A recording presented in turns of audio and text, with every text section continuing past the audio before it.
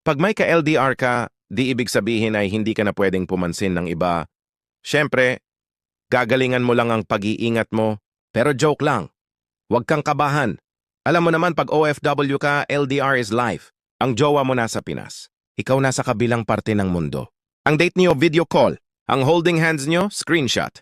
Minsan may makikita kang maganda o gwapo sa trabaho. Mapapatingin ka lang saglit. Saglit lang ha. Tapos bigla mong maaalala. May ka-LDR pala ako. Kasi pag nahuli ka, hindi lang heart ang masisira. Pero real talk. Hindi madali ang LDR, may time difference.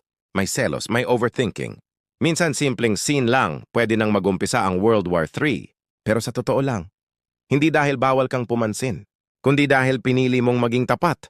Kasi alam mo yung sakripisyo mo sa abroad, sayang kung sisirain mo lang dahil sa sandaling tukso. At aminin natin, pag OFW ka, wala ka ng energy magloko. Pagod ka na nga sa trabaho, magdadagdag ka pa ba ng problema? Pero syempre, hindi lahat ha. Kasi meron pa rin talagang maraming energy para magloko. Kaya oo, pwede kang makakita. Pwede kang humanga, pero hanggang dun lang. Kasi ang tunay na OFW, hindi lang marunong magtiis sa pagod. Marunong din magtiis sa tukso.